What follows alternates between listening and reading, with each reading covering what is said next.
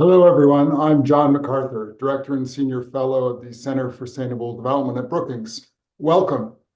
We're here today to launch an important new compendium that looks at the intersection of fiscal policy, gender equality, the shifting boundaries of climate and climate action, and the care sector and the infrastructure and services that go into a crucial element of functioning economies and societies. We're here not just to launch a compendium, but to talk about a new paradigm of ideas that might be needed to tackle these interconnected challenges where the intersections are only increasing every year. A couple of decades ago, when a lot of the modern concepts of financing for development or sustainable development were taking shape, in the early 2000s, there were 63 low-income countries around the world, about 92 middle-income countries, and only 53 high-income countries. Today, there's only 26 low-income countries, fully 104 middle-income countries, and actually 87 high-income countries. The shift of the global economy has been profound in the past couple of decades, and the challenges that each country faces in tackling its interconnected challenges of climate, infrastructure, development, care, and gender equality has transformed too. So with this shifting set of influences and responsibilities of economic leaders around the world, some people have said that this is now actually a new decade for fiscal policy as governments need to confront and think afresh about how these pieces come together in their fiscal policy settings in their own economies. We're thrilled that as the Center for Sustainable Development, we're able to bring so many talented experts and voices from around the world into this conversation and elevate their own perspectives on future elements of this debate.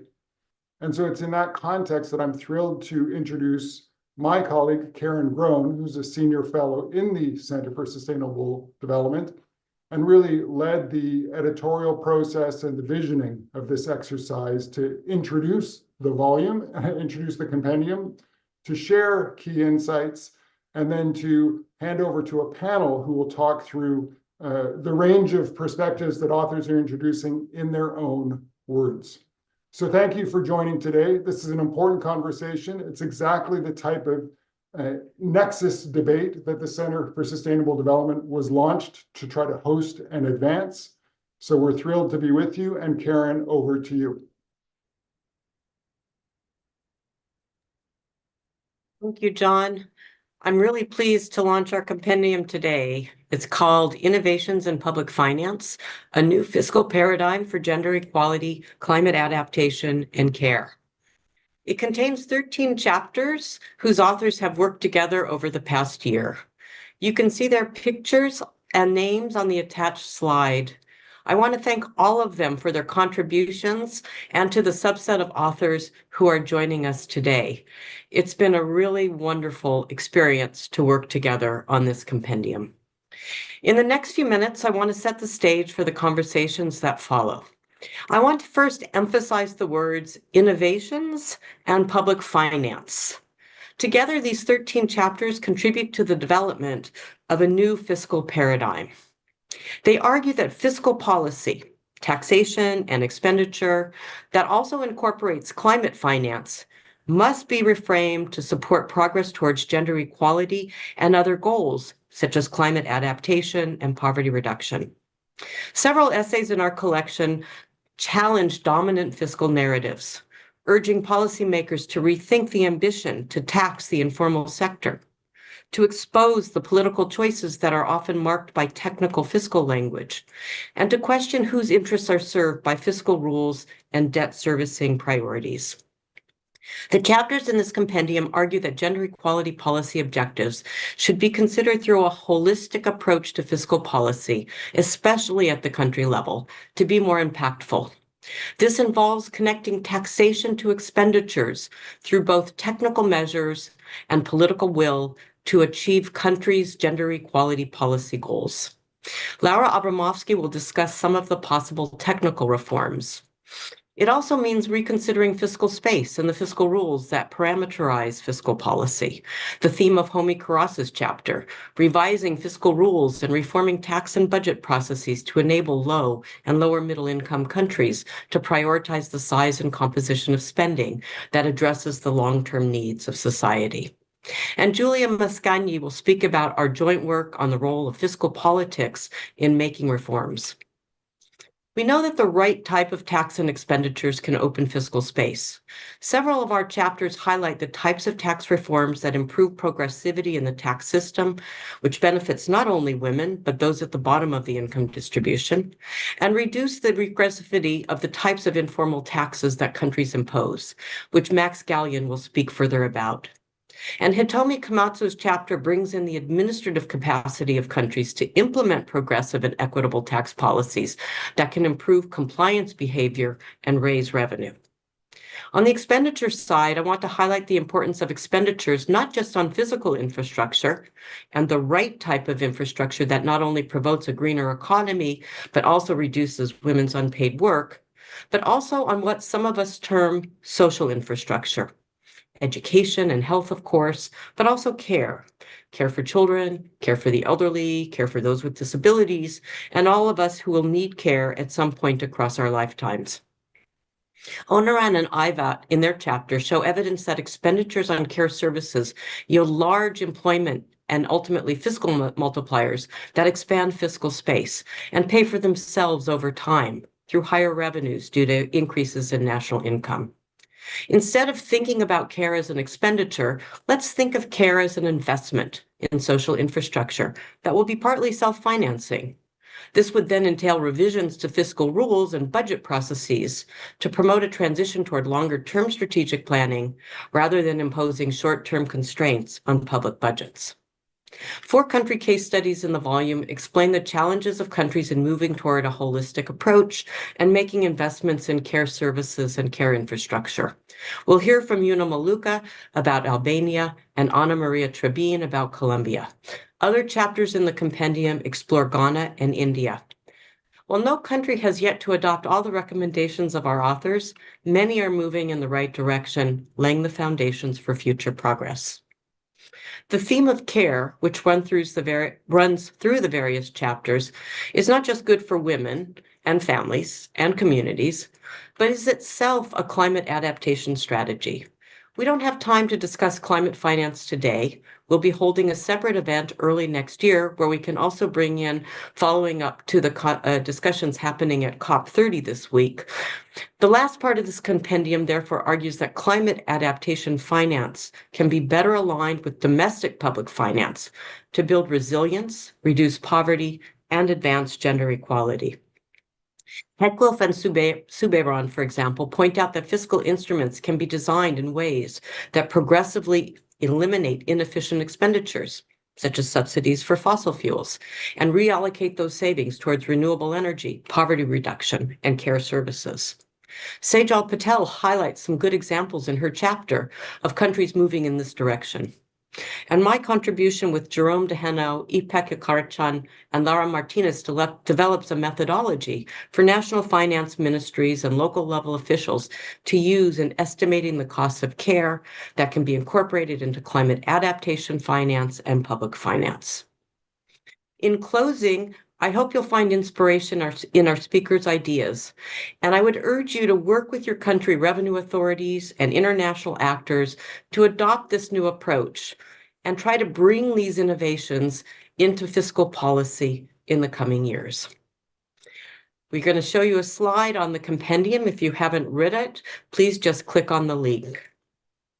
Let me now introduce our panelists. Laura Abramowski is Senior Research Associate at ODI Global. Max Gallion is a Research Fellow at the International Center for Tax and Development. Una Maluka is Dean of the Faculty of Economics and Business at the University of New York, Tirana. Ana Maria Trebin is a Senior Economist on the Women, Business, and the Law team at the World Bank. Julia Mascagni is Executive Director of the International Center for Tax and Development. And last but not least, Homi Karas, Senior Fellow, and my colleague at Brookings, who will speak both about his chapter and moderate the panel. Over to you, Homi. So much, Karen, and it's a real pleasure for me to just introduce a discussion from a subset of authors about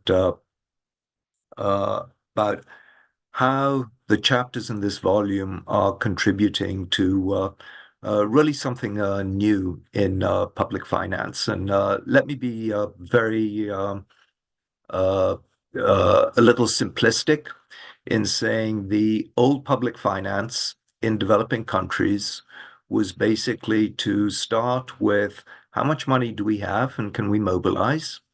And then let's try to have some kind of a system to deploy that money in the most effective way. And what we've seen is that this kind of approach of starting from this is the amount of finance that we can mobilize has been very limited. It's resulted in serious underinvestment in a number of things that we care about, including both the care economy, what Karen described more broadly as social infrastructure, but also now climate. And it's not leading to sustainable development. And this kind of confluence, this feeling that the rules of the game of public finance as we've known them, with this heavy dominance of thinking about all public spending as an expenditure rather than an investment, has not led us to a useful place. And now, whether we're talking about mitigation, adaptation, resilience, care, you name it, any number of these different things, I think we're finding that the sacrifice on development has outweighed the gains in financial stability, because actually we're not getting the gains in financial stability anyway because of the underinvestment in serious development that is coming back to haunt us. So I would suggest that that's what's really new about this compendium. That's what the innovations are all about. In my own contribution, I talk about the fiscal rules that are in place at the moment and how very heavily biased they are towards not spending, about how they consider all public expenditure just to be expenditures without really integrating the returns from those expenditures into the calculus, how they take a very short-term perspective on something which development, as we all know, is a very long-term endeavor, and how they're therefore resulting in quite serious gaps. So there are a whole number of things that one can do to change that. I would start by saying the kind of fiscal rules, the kind of fiscal models, the time perspectives that we put into those models are high amongst them. And those are some of the suggestions that I've made for how we can change this paradigm. But every chapter author, and I think that's one of the really interesting things about this compendium, has their own view and vision about what these innovations are. So I thought in this panel what we would do is first start by just asking each author very briefly, what is it? What's part in your chapter of this new paradigm? What do you think is really new about the paradigm change? And Laura, let me start with you, please. Give us your thoughts on that, the centrality of what's new, what's the innovation in your chapter. Thank you. Thanks, Homi. So in our chapter, Hazel, Granger, and I argue that fiscal policy can be a powerful lever for advancing gender equality, not only by reducing poverty and inequality today, but crucially by enabling women and men to access and keep quality, well-paid employment over time. And this is the part of the new paradigm we contribute to, shifting away from viewing tax and spending in isolation and away from seeing fiscal policy as only redistribution today, and also by providing practical guidance for policy design, implementation, and evaluation in each country. No, across many countries, tax and spending policies together do reduce inequality because women tend to be poorer and most systems are broadly progressive. But not every policy needs to directly target gender gaps. What matters is how policies complement one another to achieve desirable outcomes, build a fairer, more holistic, and more efficient fiscal framework. For example, governments may want to phase out inefficient and climate-damaging fuel subsidies, which can negatively impact low-income households that are more likely to include or be headed by women. But these reforms do not need to be abandoned. They can be paired with targeted social protections that shield low-income groups while still raising revenues. So the key idea is complementarity. Rather than expecting every single policy to be simultaneously pro-poor, pro-climate, and pro-gender, we need to think about it together. Thank you so much. So it's complementarity, it's a focus on outcomes of the system as a whole, and keep our eye on that ball. So let me turn to you, Max. Your chapter really, I think, focuses much more on the tax side of things. What have you emphasized in your chapter that is what I would call a change in the paradigm? Thank you very much. So together with my colleague Vanessa van den Bogart, our chapter focuses in particular on taxation, informality, and gender. So substantial promises about the revenue potential of taxing informal economies have increasingly been part of the background conversation on discussions of new policy approaches to tax in lower income countries. They've given rise to a wide set of policies, but most commonly presumptive taxation and mass registration. What we argue in our chapter is that while many lower income countries have increasingly prioritized taxing the informal sector to raise revenue, the actual revenue potential is frequently vastly overstated. It is usually based on a misunderstanding of the underlying statistics and tax practices. At the same time, we also know that current attempts to tax informal sectors, whether national or subnational, are commonly highly regressive and poorly aligned with the ability to pay. Now, we know that women are heavily represented in informal work. In most low-income countries, the majority of women in the labor force are operating informally. And hence, the way that most women in these countries interact with the tax system is with that part of the system that is designed to tax informal operators.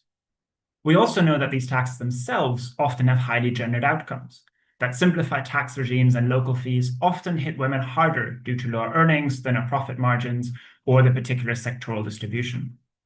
So consequently, here's our ambition for a new paradigm, though it's one that many people in the space have long pointed towards. If we care about gender and tax, we need to look at informality, and we need to reckon with the ways in which current attempts to tax informal economies are deepening gender inequalities. Thanks so much. And I think that goes right back to Laura's point about looking at the complementarities in the system and how not every instrument has to be geared to every objective. So, these two observations from Laura and Max are at a more theoretical level. Juna, I think that you've written a chapter on Albania. Talk us through, from a country point of view, how do you actually bring this down to earth into something that's tractable in terms of something new with actual policies? Thank you very much, Homi. So the way in which this chapter, which, as you mentioned, is based on the Albanian case, is part of this new paradigm, is by presenting a shift towards a holistic, gender transformative, and fiscally sustainable approach to financing care. Now, this shift moves beyond seeing care merely as a social expenditure and instead positions it as a strategic investment in human capital, in productivity, and gender equality. Expanding and formalizing the care economy could generate significant direct and indirect job creation and enhance women's employment opportunities, increase the contributory base along with the contributions to the mandatory pension scheme, boost tax revenue, and support inclusive growth, especially for women. So it advances a holistic financing approach, one that mobilizes resources through equitable tax reforms, while simultaneously reinforcing local government capacities and applying gender-responsive budgeting tools to track, allocate, and most importantly, evaluate care spending. It promotes multi-level governance and fiscal decentralization as essential components of sustainable care systems. So expanding municipal autonomy, reforming transfer formulas to include children under the age of 3, and embedding gender-responsive budgeting at local levels represents the institutional innovations which are at the heart of this new paradigm. So ultimately, this new paradigm is about transforming how we see and we fund care from invisible labor to recognized work and from fragmented programs to coherent strategy for growth and equality. Thank you. Thank you so much. But let me just tease out a little bit more.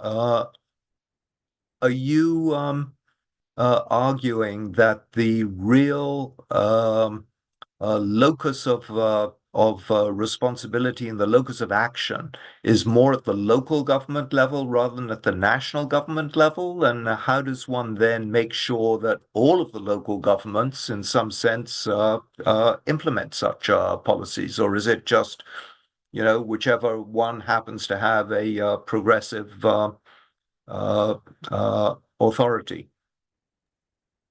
So absolutely, the efforts need to be both at the national level, which also sets the agenda at the national level. And of course, the role of the central government and of the national priorities is very important. But the point that we're trying to make is that this will not be enough because a lot of the care provision is done through the local governments. And this is why it is imperative in this case that the local governments are a very important part of financing to a certain degree and also offering care. And so this is why then we say that it's important to look at the funding rules which are offered from the central government to the local governments when it comes especially to early child care education, to look at taxes which are at the local level, like property tax and carbon tax, to give them greater decentralization and autonomy in order for them to create fiscal space and also mobilize more resources to provide and monitor care provision. Thank you so much, Ana Maria. Let me turn to you. One of the things, let me just say that I found particularly interesting and useful about this compendium is this mixture between slightly more theoretical / analytical chapters that are basically based on economics and political science, and country studies which try to translate it into the way this actually operates in practice. So Ana Maria, your chapter is on Colombia. Tell us a little bit about it. Thank you very much. In our chapter, we are reflecting how the data has a central role in building an holistic fiscal approach that links taxation and expenditure. Colombia is a very interesting setting because the country has made a major institutional effort to to collect tax disaggregated data, something that very few countries have achieved. The National Directorate of Taxes and Customs Work records taxpayers' sex, standardize the data, and allow researchers to analyze the data. And that makes possible to see gender differences in income, wealth, and tax burden with precision. So this innovation shows why fiscal policy cannot remain gender neutral, because neutrality hides the underlying inequalities. That is why this new paradigm of looking at taxes and expenditure with evidence allow us to understand how revenue systems actually affect men and women. In the expenditure side, we were arguing the importance of using gender-aware macroeconomic models. The models use the richness of the data in Colombia because we have very good time use surveys data, for example. And with this model, we start to simulate how childcare affects childcare investment affects employment, productivity, and overall growth. So this chapter embodies the new paradigm of showing how better the data in taxes and using gender-sensitive macroeconomic models together is going to support this more integrated and holistic fiscal analysis.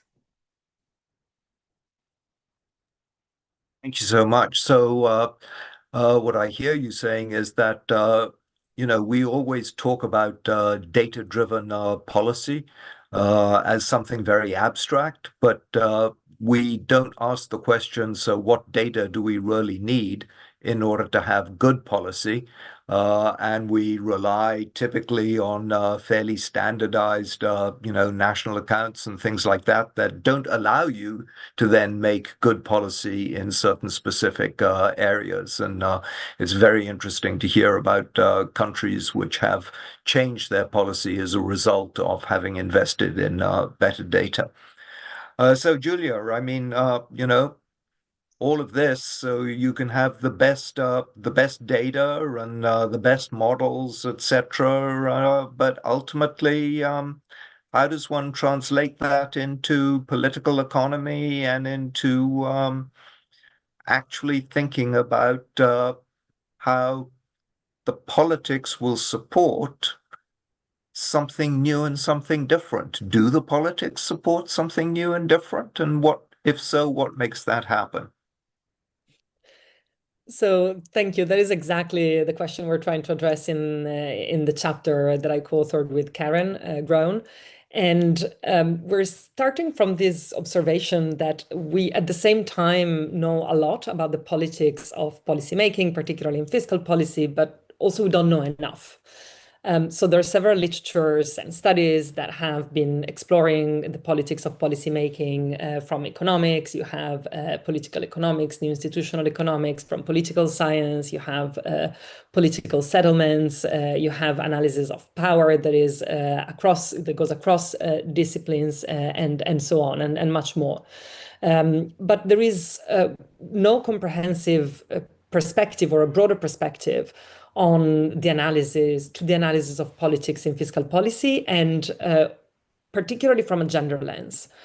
And we argue that that is important because the technical solutions in many ways are out there. I think the speakers before me made very good cases of the kinds of things that fiscal policy can do, both on the revenue and on the spending side. And that, the Ana Maria just before me, illustrating how new data that is increasingly available for researchers actually allows for even better design of those policies that is embedded in the local context and so on. But ultimately, whether those technical solutions get adopted and succeed depends on politics. And we argue that is the missing link between fiscal policy and actually achieving the equitable outcomes that we're looking for in terms of gender equality, but also equality across other groups in society. So in the paper, we illustrate how gender norms affect and reproduce in fiscal policy, but also how different fiscal policies achieve different kinds of outcomes, not only for gender equality, but also macroeconomic outcomes, which is related to this idea of thinking about care as an investment, as opposed to just a spending item. We argue that we need to unpack the concept of fiscal politics to understand how reform happens, but also to identify the key obstacles to equitable fiscal policy so that we can then identify the most appropriate solutions for the actual obstacles or binding constraints that are there. We propose a research agenda that takes elements of the various literatures that I mentioned before that are relevant to understanding the politics of fiscal policymaking and gender. And that research agenda is built around three pillars. The first one is about actors, institutions, powerful groups, but arguing that we need to scratch below the surface of representation and really ask questions about power, about the effectiveness of exercising voice and to shape policy.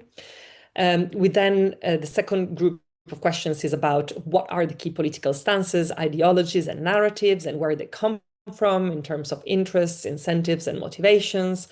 And here, of course, it is important to recognize that political stances around gender equality intersect with other kinds of inequality, but also other political views around, for example, how small or large the government should be and how much for example, social reproduction should be left to individuals and households as opposed to the government as a responsibility for care. And then finally, we look at processes and rules, both formal and informal, with a specific focus not just if those processes and rules exist, but do they work to actually ensure we achieve the equitable outcomes that we're looking to achieve. So we set out a research agenda, and the key contribution there is to place the focus firmly on politics of decision-making, in addition to the really important work that's been collected in the compendium around the technical solutions. And hopefully our work contributes and complements that of others by helping to identify the entry points to actually make reform happen and to actually achieve the outcomes for gender equality that all the contributions are discussing. Thank you. Thank you so much. So I think that you're already starting to take us into what I thought would be a second theme to this discussion, which is, at the end of the day, how do you think all of this will actually facilitate more investment in care? It's one thing to say, we've got all these models and new data and new research to do it, but do we really have a vision about how this and the extent to which a new paradigm can help us really make progress on these really important outcomes, which currently are holding back development in so many different ways? I mean, I think that one of the new things here, and this is certainly true in my chapter, is that there's a whole class of public spending, which I would describe as being things that have rather high economic and social returns, but with very limited financial returns to governments. How does one think about financing those, and so that even when the benefits accrue to individual households and to the economy as a whole? So the normal response to that is through taxation. But the ability to tax in many of these economies is limited. We've heard from Max that trying to just tax the informal sector also has some significant limitations, and so it can also come down to borrowing and other forms of domestic resource mobilization in order to advance this agenda. So I have some, thoughts in my section about this is how you can think about that and how you can actually implement it. But each of you have also thought about these questions of how. So, Laura, let me come back to you and say, in what you've done, how do you think this will ultimately finance more investment in care? Yeah, so I want to focus on two areas, policy design and capacity at the country level. First, on policy design, I think there is scope to think about core tax reform that improve fairness and that have the potential to raise revenue that are really important. So thinking about more progressive personal income taxation, as Max said, and you highlighted, avoiding disproportionate burdens on low-income workers, but then we can also think about more equal treatment of labor and capital income, which affects those individuals at the top. And reconsider as well the role of wealth and inheritance taxes, strengthening property taxation, and also broadening VAT bases. I don't have time to go into detail, but I think there is scope for improvement, at least in the country, for example, I work in Africa. I can see there is potential, and the conversation and policy debates are shifting as well away, or starting to shift away from only taxing these informal businesses or workers and paying more attention to the top. So to give you an example, personal income tax systems that tax all income sources in a unified way tend to be more progressive and reduce gender income gaps because capital income and wealth are disproportionately held by men at the top. So you are also addressing a gender income gap with these type of reforms. It is also vital to design the income taxes and transfers to minimize work disincentives for low wage or second earners, thinking about employment and going forward, just not today, but in the future, improving access to childcare, elder care. So we have talked about this, and it could be financed by tax. Second, I want to focus on investing in data, analytical tools, and administrative capacity at the country level, which is essential. We still lack good information on income and wealth distribution in many low and middle income countries, including the forms that income and wealth take. And analyzing the combined impact of tax and spending policies requires household and individual level data and the tools to use them, both of which are often missing. And in fiscal policy, the devil is in the details, and those details vary significantly across contexts. And we cannot design better income taxes if we don't understand the tax basis. And I cannot emphasize this enough. And so to conclude, we call for a new paradigm grounded in holistic, context-sensitive fiscal design, one that looks at the tax and spending together, as we discussed, but takes seriously the reality shaping women's opportunities and men's, addresses social norms and job structures where needed, and strengthens the analytical tools required for evidence-based policymaking. Thanks. So, you focused a lot on what I would call optimal tax policy. But tell me more not about optimal tax policy, but optimal expenditure policy. How do we translate those revenues into more investment for care? So I think I highlighted improving access to childcare and elder care, parental leave to be more gender neutral, if there is any parental leave, which actually doesn't exist in many countries. And I think, how do we translate it? I think to some extent, Julia's analysis with Karen and the politics of it is really important. Like, these are fiscal choices, and societies vary in terms of their preferences and their approach to these issues.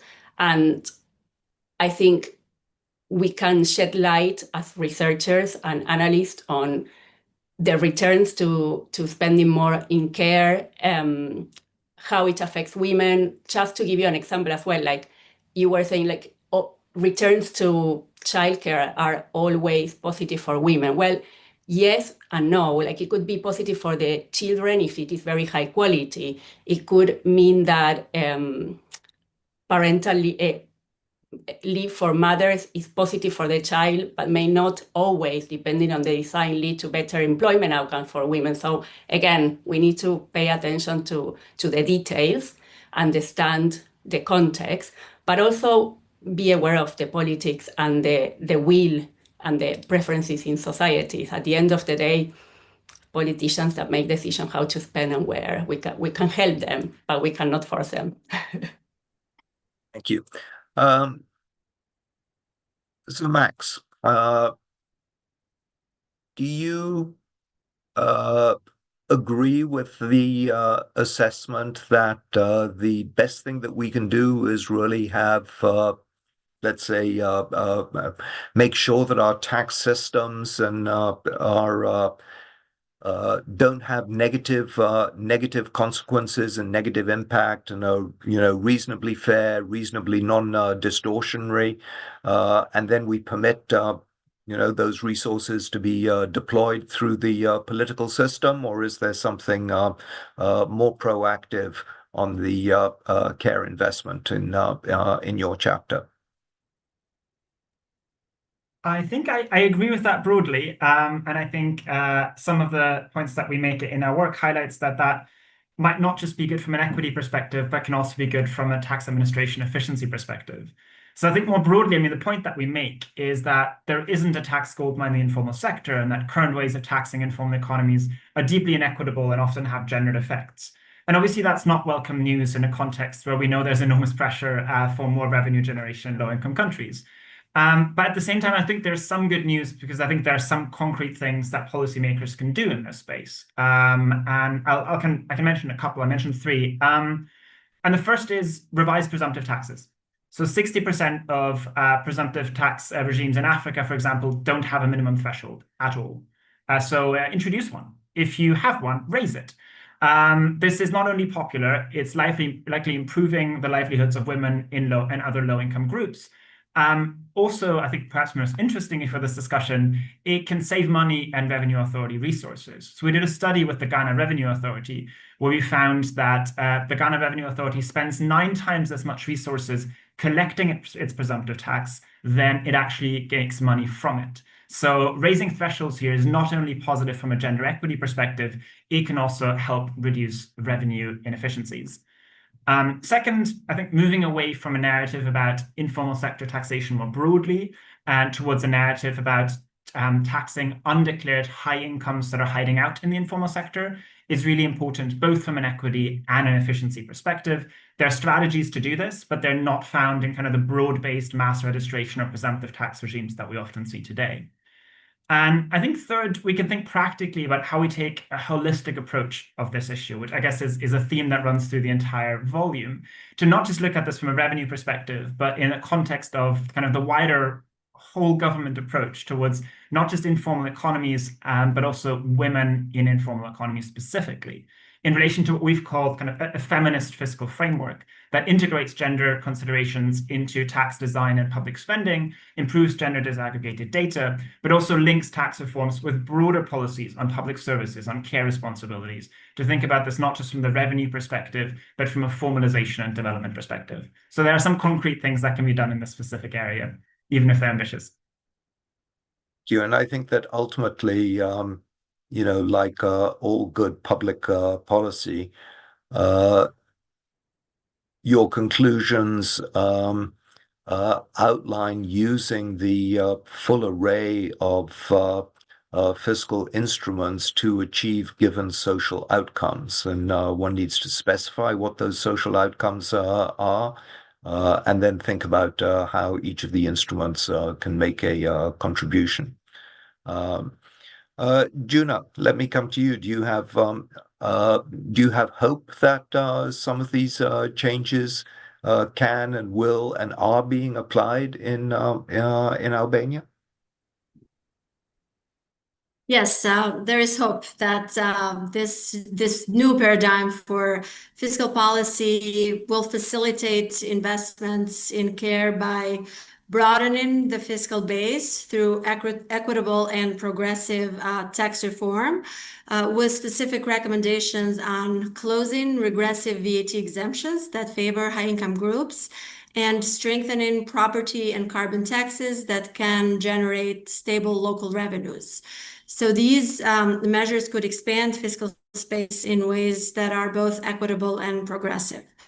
At the same time, we call for better spending efficiency and reprioritization, redirecting public expenditures from low-impact areas towards care infrastructure, early childhood services, and long-term care systems. So when this is combined with gender-responsive budgeting, then these tools could ensure that fiscal decisions are aligned with gender equality goals and that spending outcomes are measurable and transparent. Very importantly, especially in the case of Albania, I'd like to stress that this paradigm, again, strengthens local government capacity so that municipalities have the resources and autonomy to plan, to fund, and to deliver care services which are tailored to their community needs. So in doing so, the fiscal decentralization becomes a lever for inclusive development. Property tax reform plays a central role in this process, as it can enhance municipal fiscal autonomy by allowing local governments to generate and manage revenues more effectively through property taxation and service-related fees. So this, again, is especially important at the municipal level, where the absence of dedicated budget programs, early childhood education and care limit both their ability to finance the services and the capacity to monitor related spending effectively. So with greater fiscal space and greater resources, municipalities could allocate more resources to the areas with higher concentration of people, lower service coverage, and a larger share of low-income households. You so much. So, Laura was talking about optimal policy design. Max is talking about optimal taxes. You're talking about optimal decentralization principles. Ana Maria, what are you going to add to this mix? So in our chapter, we were exploring this macroeconomic model, like using all these disaggregated, sex disaggregated data that Colombia have.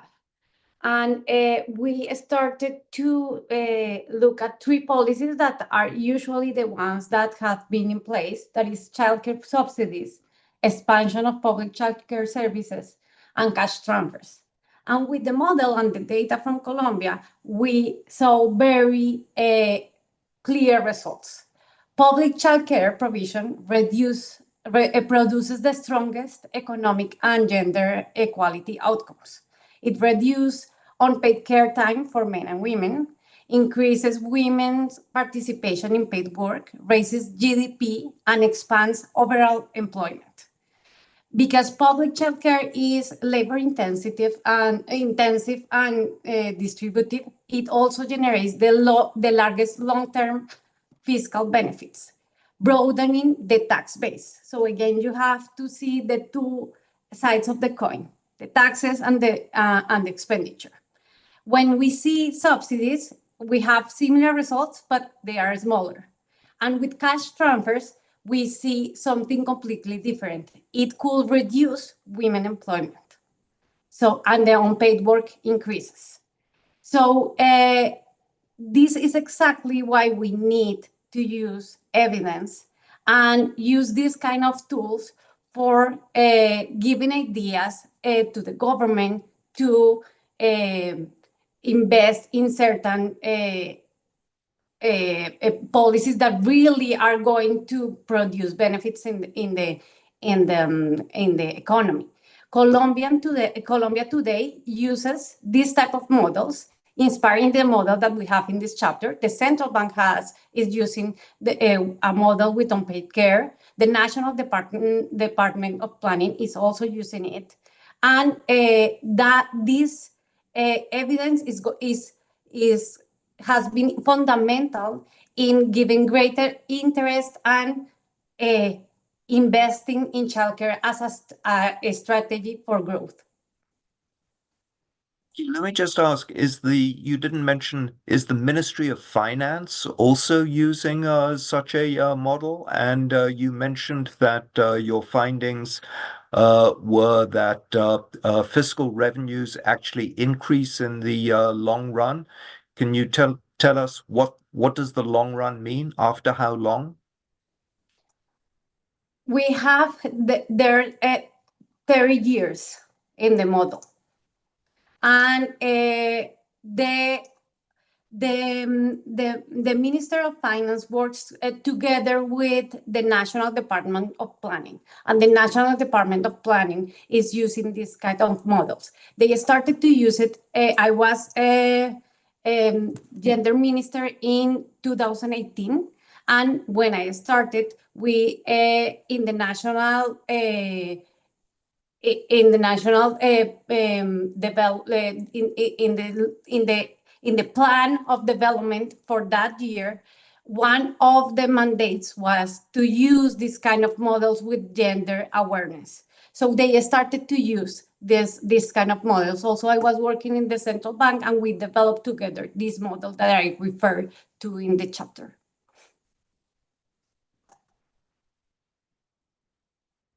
So, Julia, let me come back. You've heard many ideas. You've heard examples of how these can be implemented to actually deliver better outcomes in societies. What's holding us back? Well, several things. So I would need more than 2 minutes to answer that question. But when it comes to the politics, three, okay. When it comes to the politics of it, I think there is still skepticism and an underlying belief that implementing fiscal policies that are equitable, like the ones we've heard about, might be good for equity, but is a cost, or prevents government from doing other things that are good for the economy. And I think what I'm hearing from the other speakers is that is definitely not the case. And I think that is also useful to overcome the political constraints. There is not necessarily a trade-off between equity on the one hand and efficiency and growth on the other side. So I think, as Lara said before, there are fiscal choices that governments need to make, and those are dictated both by what's feasible from a technical perspective and the politics of decision making. And that will be informed by normative perspectives about how high on the agenda is equity and equality, including gender and other forms of equity in society. But I think the key point that makes me feel quite optimistic is that those policies are not only good for gender equality and for equity more generally, but they're also good for the economy. We've heard about how investment in care is critical for macroeconomic health, for employment, innovation, productivity, ultimately growth. On tax, Max already mentioned how equitable tax reforms are also efficient, not only for tax administrations who then can spend less on collecting revenue, but also for firms. Taxation is not only about the financial payments to government, it's also the burden of having to figure out how to comply with the tax system, and that cost is larger for smaller firms. So I think equitable reform that at the same time focuses on higher income individuals and larger firms, while protecting lower income earners and smaller firms, is not only about equity, is also about efficiency, and it's also about growth. So I think all the research that's been discussed today that makes that point really makes it a lot harder for policymakers to ignore that in order to achieve not only equitable outcomes, but also good economic outcomes, those policies really need to be central to the agenda. Thank you. And, thanks to all of you on the panel for this discussion. I mean, I hope that, at least for me, one of the takeaways is that in each chapter, there is a solid rooting of the analysis in economics and in public economics, I would say. I think what's also impressive is that in each chapter there is a level of detail and specificity that is actually quite applicable, that each one deals with the importance of data and the ways in which data, better information, better assessment, better design can really drive better outcomes. And so I think it's really a wonderful collection that you have put together. And I'm just so delighted to have been a part of this. So with that, Karen, let me hand it back to you for the last session on this. Thank you so much. Thank you so much, Homi, for facilitating such a great conversation, and to all of our authors for sharing your perspectives, which come through in your chapters. I now have the great pleasure of introducing our speakers in this fireside chat, and would ask Mahmoud Mohideen and Diane Elson to turn on their cameras. Mahmoud may be known to many of you as the UN Special Envoy on financing sustainable development. He's also a non-resident fellow here at the Brookings Institution and my former colleague at the World Bank. Diane Elson is Emeritus Professor in the Department of Sociology at the University of Essex, and one of the founding members and active members of the Women's Budget Group in the UK. And she's well known for all of her work on engendering macroeconomic policy. So Mahmoud, I want to start with you.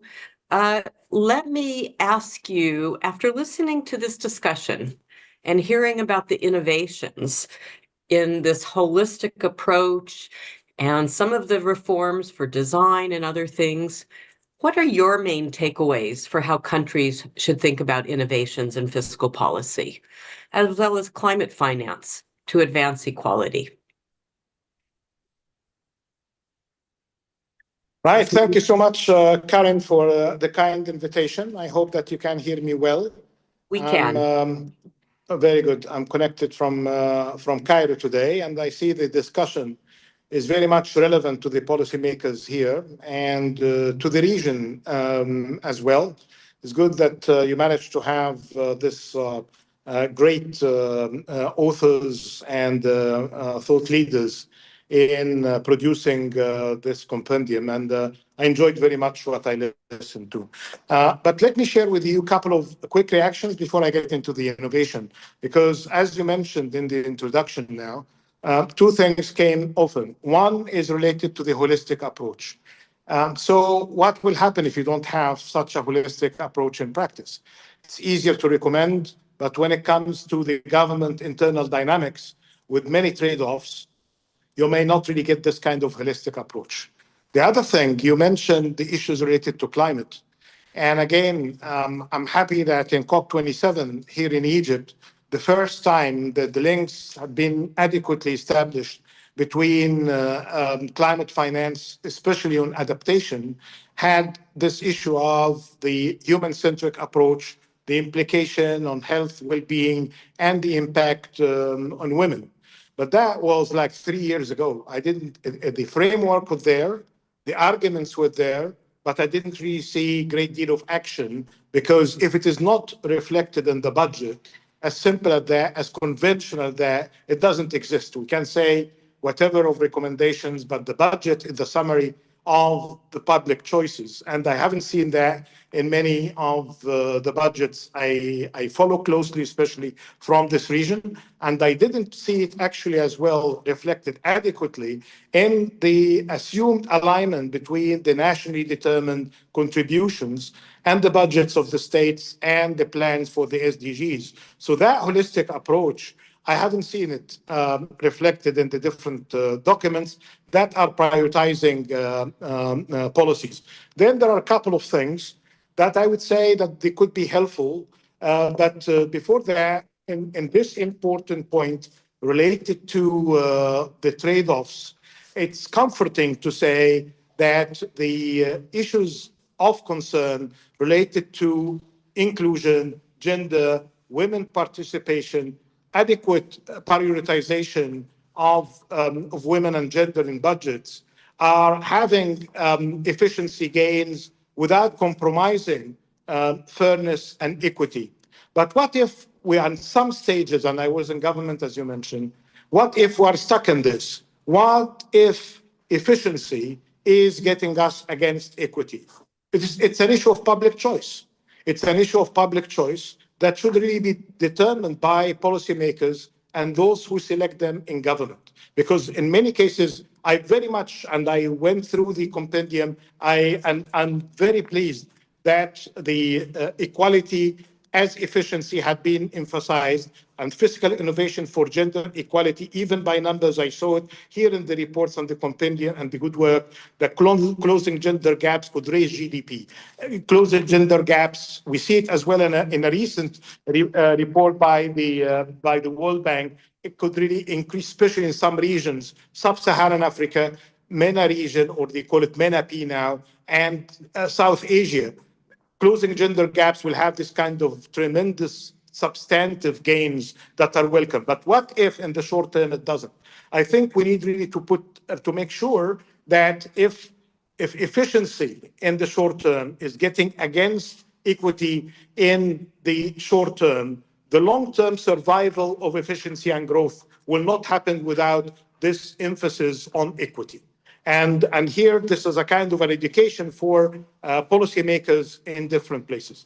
And then finally, I don't like to take much of the time here, but I'm very much worried because, Karen, you are very much on the leadership of the work at the bank. Many of the common sense approaches that have been emphasized have been put forward before, including some recommendations in legal reforms,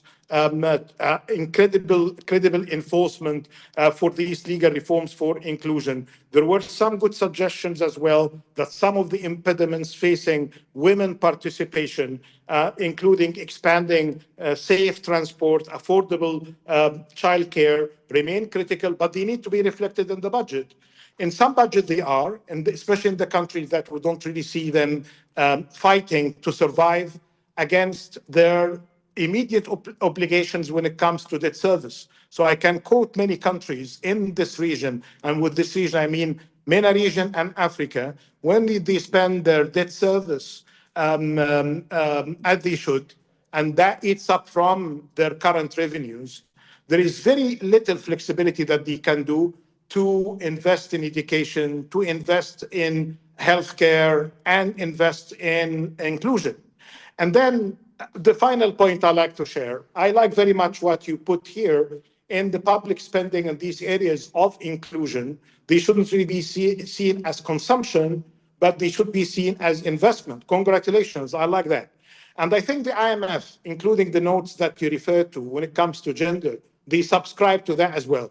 Unless the country in question is under a program of reform of the IMF. Here, this kind of good, well-established common sense with data will be very much put aside for the priorities of very constraining measures when it comes to budget reforms and fiscal constraints, that they will not really see these kinds of spending as a kind of investment. They see it just as spending. They will even see it as the rest of consumption, including for what we see in the debt sustainability framework. It's great that many of you, including Homi and yourself, Karen, have been very much involved in these issues related to debt and their implications, because in many cases, I see two IMFs in this case. I see an IMF in a country in normal condition, but when a country is an under program, this kind of approach, where they will be very much less benign that they should. But I'm very happy with the outcomes, especially with the emphasis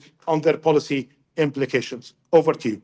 Mahmoud, that is really great. And I'm really glad that you mentioned debt servicing, because I think actually this goes to one of the questions that Homi also asked, and something you brought up, which is this question about the short term, because some of the financing that we've talked about the public investment is medium term. There may be some it's partly self-financing, perhaps in the short term, if we can grow employment and increase tax revenues, but we need to do much more.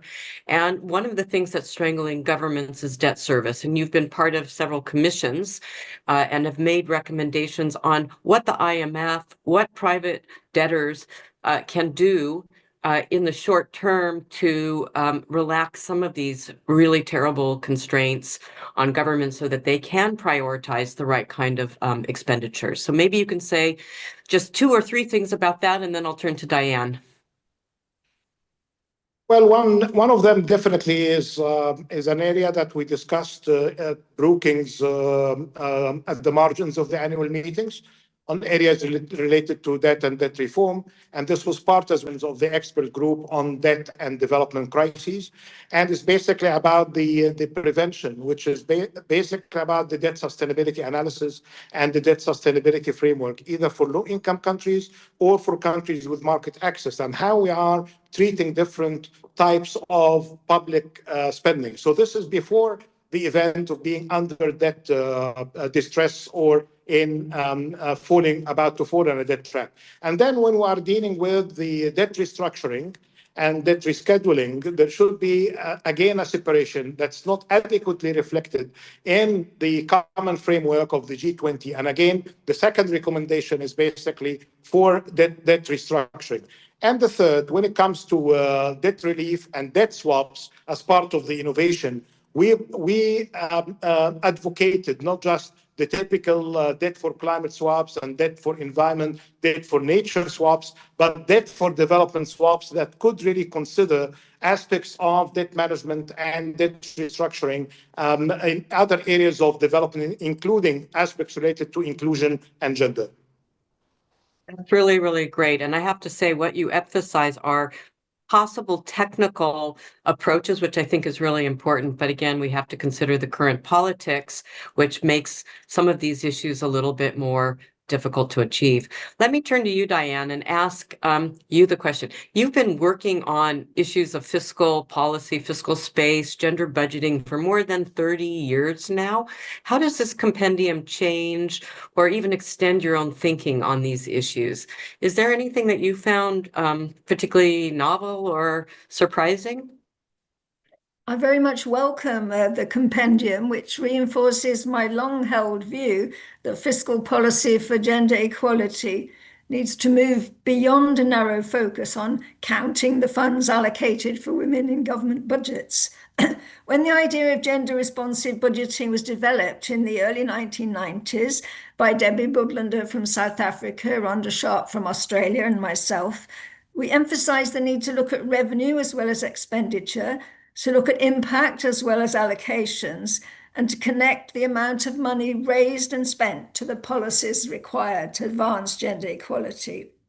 However, as the idea of gender-responsive budgeting has been taken up by international organizations and by many governments, the focus has been narrowed down to tracking those narrow group of expenditures deemed to be for women or for gender equality, usually without ex-ante or ex-post impact assessments. And so I was very pleased to see this compendium putting forward a new fiscal paradigm that has the potential to refocus and reinvigorate gender-responsive budgeting to create a more transformative fiscal policy for gender equality. So several of the contributions to the compendium do mention gender-responsive budgeting, but they also talk about some of the limitations of what's been taken up in their countries. And I think this is a good moment to use this compendium to get a reinvigoration, to get countries to think about transformative fiscal policy for gender equality. And I think we must make sure it is discussed with the IMF, which has been promoting a very narrow version of gender responsive budgeting, as well as with finance ministries in countries which say they're implementing gender responsive budgeting. I think there are similar issues in what I see as the procedures being adopted in something called climate budgeting. There's no space to discuss them here, but I think that will be an agenda which we should take up more in the future. And I'm very pleased to see this compendium highlighting the recent thinking by feminist economists on what counts as productive public investments, and to introduce several different ways of doing quantitative analysis to put the numbers that show that the investment in care not only enables the creation of more employment, but enhances productivity, growth, and increases in tax revenue, and also to have a nuanced approach which differentiates between different ways of spending money on supporting the provision of care, some of which, as we heard in the case of Colombia, are much more effective than others. I think this is really important that we should take forward in discussions. You asked, what was I surprised?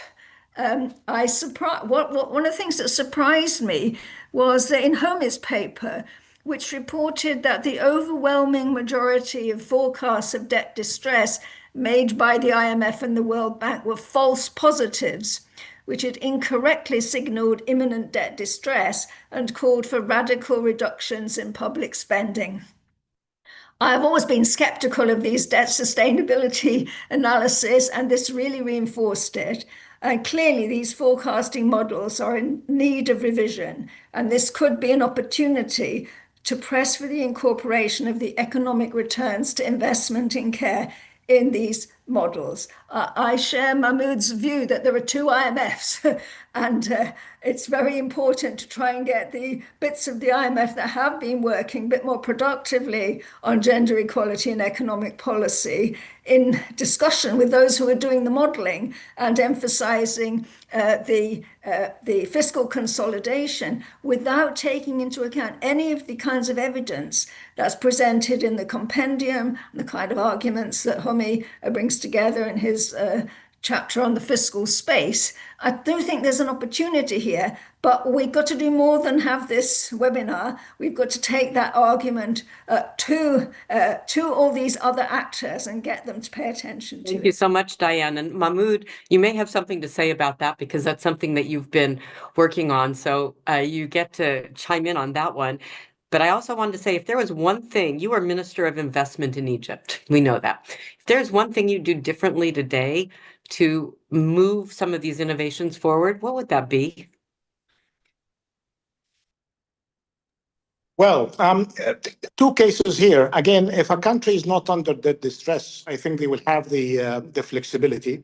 And if they have the flexibility, it will be about budget design. So that will be really the main thing, instead of the kind of bureaucratic updates of the budget and taking some items as fixed and they need to be adjusted in a very mechanical, boring way to inflation. I think it should really be reflected in that kind of design with the process, not just to discuss it with line ministries. Many of them are not representing what we are discussing today, but basically to have a more inclusive budget approach and to have this issue of localization, because it's becoming now very much, even when I was at the COP, it's becoming now a revisited fashion that we need to talk about local impact, and that kind of impact that will not really cascade as such, is not going to be through spillovers or some sort of automatic trickling down. It should really be kind of bottom-up approach with local budgets to national budgets, and to have this kind of a design from the very beginning. I'm afraid if we are stuck in debt, this is a completely different story. And here the arguments of Homi and others about the DSA and the common framework could really be coming to inform those who are negotiating debt restructuring, not just out of social consideration and equity consideration, but both equity and efficiency. Because some people, minds and hearts, will respond to the social plea and the social arguments. Others would be very much fixated with their ideas about the narrow definition that Dan mentioned about what we call economic priorities. Great. Thank you so much. Diane, I think we just have 2 minutes left, so I'm going to ask you to be somewhat brief. But let's think about the future. What's a future agenda that you see emerging from this compendium, both for research as well as for practice? I think there is a rich research agenda that emerges from the compendium. More country case studies on returns to investment in different kinds of care.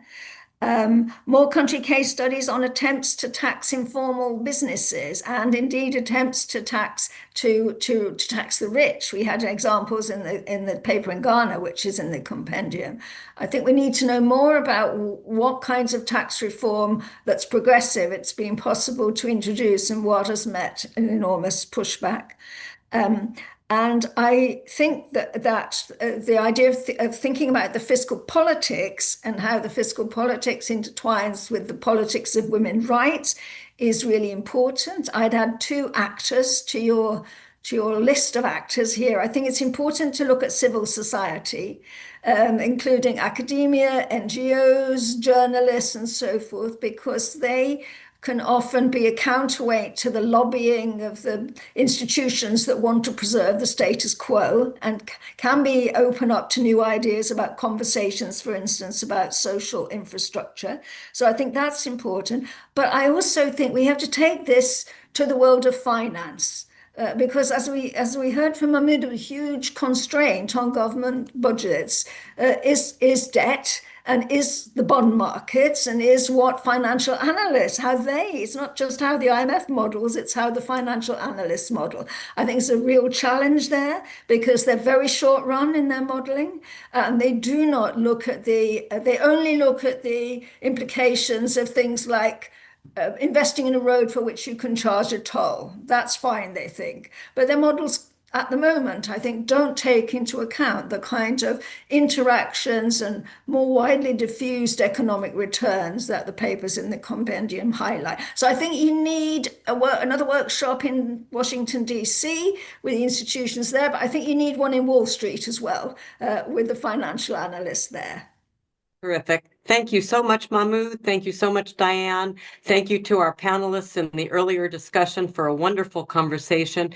If you'd like to learn more about the compendium, you can look at this link that we're putting up now, and we'll look forward to seeing you at our next event on climate adaptation finance and public development finance. Thank you from all of us here at Brookings. Goodbye.